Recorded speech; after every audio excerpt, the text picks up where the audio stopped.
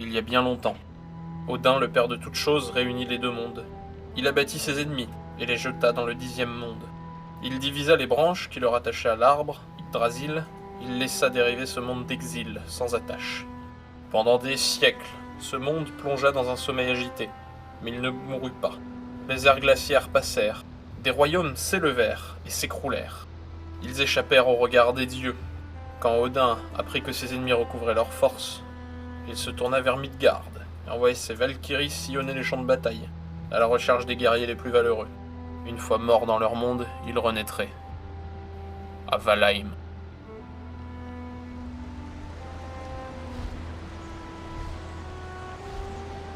Je m'appelle Knut Olafsson, chef d'un petit clan sous la coupe du Jarl Bjorn Côte de Fer. J'ai répondu à son appel, afin d'envahir la Bretagne. Beaucoup de gloire et d'or nous attendaient. Je participais à une bataille. J'ai encore l'odeur du sang dans les narines, mais... où suis-je ?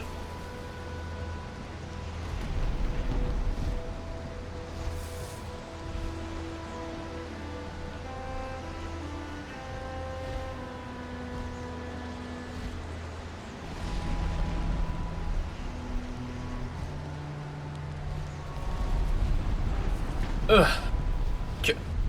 Quel est cet endroit ? Où ai-je bien pu tomber ? Je me suis évanoui et on m'a laissé pour mort ? Non, il y aurait d'autres cadavres.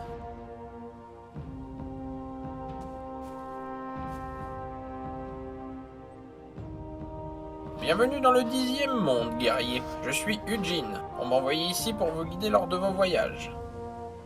Les mégalithes qui vous entourent sont les pierres sacrificielles. Elles représentent les déchus que vous devez tuer afin d'accéder au Valhalla. Je vois. Je serai donc mort. Mais je suis mort en guerrier. Pourquoi suis-je ici ? Réponds-moi, oiseau de malheur. Ces pierres magiques ont été éparpillées dans le monde par Odin pour servir de repère et mener aux terres rituelles des déchus. Si on l'examine avec attention, celle-ci dévoilera le lieu d'invocation d'Ektyr. Maudit Piaf. Emmène-moi au Valhalla immédiatement. Et merde. Me voilà seul. Ektyr donc. Ces bois sont des branches de fer. Ils fendent la montagne et fissurent les rochers. Ses sabots résonnent comme le tonnerre. Sa voix est une tornade déchaînée. Un cerf donc. D'une grande force visiblement. Je dois m'asseoir pour reprendre mes esprits. Odin. Pourquoi moi ? Et après ce fan, que dois-je haussir ? Une grande perche ? Un gros lard. On dirait le roi du Wessex. Un dragon ? Un chaman squelette ?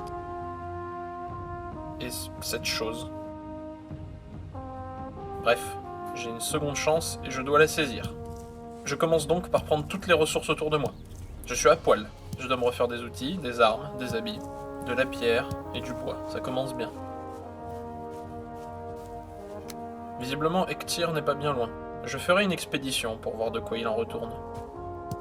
Des framboises. C'est vrai que je crève de faim. Et toi, là ? Ici, vous ne mourrez pas de faim, mais elle vous tiraillera tout de même l'estomac. Merci du conseil, mono. Des champignons. Bon, de quoi faire un bon petit pique-nique. Punaise. Il me faudra chasser pour avoir de la viande et du cuir. Je décide de m'éloigner des pierres. Je crois qu'il y a de l'eau au nord. Je devrais aller voir. Quoi encore ? En plus, il y a un cerf.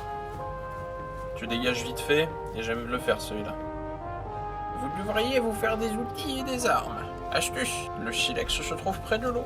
Merci pour l'info. Et voilà une arme, t'es content ? Allez, discrètement. Ah merde, il s'enfuit. Je me sens faible, je ne le rattraperai pas. Bon, tant pis. Je continue vers le nord, en ramassant ce que je trouve. Pierre, bois, framboises, champignons. Et voilà. Une hache rudimentaire et un marteau. Avec ça, je vais pouvoir me faire un abri. Encore toi ? Vous élèverez d'immenses salles et d'imposantes fortifications. La ferme ! Quoi ? Une plaine. Ce serait parfait pour un abri. Tiens, mais Qu'est-ce que c'est que ça? Je ne sais pas, mais il y a des champignons. De délicieux petits champignons. Je ne mourrai pas de faim en tout cas. Oh, un autre cerf, avec de très beaux bois. Il devrait me donner pas mal de bonne viande. Je m'approche doucement de lui et... Et voilà. 4 beaux morceaux de viande. Parfait. Il y a également des sangliers.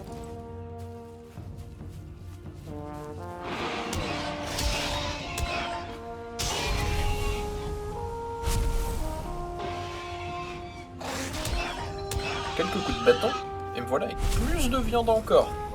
Mais ils m'ont fait mal, les fumiers. Bon, je décide de partir sans tous les tuer. Je longe la côte vers le sud, afin de ramasser les ressources que j'y trouve.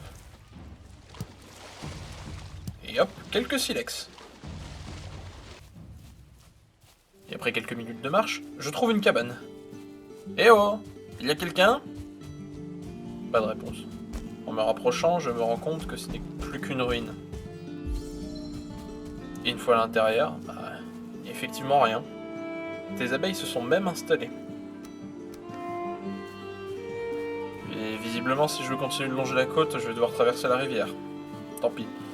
Mais cette cabane fera un très bon abri. Avant, il va falloir la retaper. Je pars alors couper un peu de plus de bois.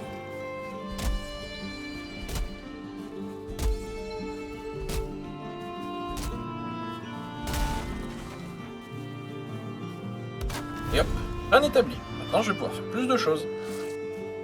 Et t'es encore là, toi? La table de fabrication, bla bla bla. Je me fais une lance.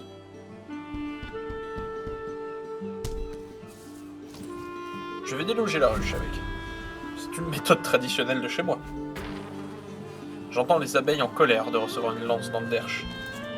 Oui, mais c'est chez moi maintenant, alors on dégage. Et voilà. J'ai même trouvé du miel, tiens. Je retourne couper du bois. Et en revenant, je vois la reine abeille s'accrocher désespérément au plafond. Viens là, ma belle. Je t'en ferai une nouvelle ruche, un de ces 4. Je me fais un lit. Et ce sale corbeau vient encore me raconter sa vie. Mais est-ce qu'il est enroué? Il fait un bruit bizarre. Si tu veux, j'ai du miel, hein. Et en me retournant, je vis une petite créature prête à me frapper. Je recule en prenant mon gourdin, avant de le rouer de coups. Heureusement, il était plutôt faible, sinon il aurait pu me tuer. Je pose un feu dehors, afin de me réchauffer la nuit. Ensuite, je pars encore couper du bois. Je sens que les journées vont être longues. Et c'est parti pour les rénovations. Je répare tout d'abord. Et je me fais emmerder par une de ces maudites bestioles. Maintenant, je comble les trous. Et mets une porte. Et pour finir, on remet du plancher. Et voilà, un bon petit nid douillet. Enfin, si on veut. Alors que je partis marcher au bord de l'eau, je me fis attaquer par un gros lézard.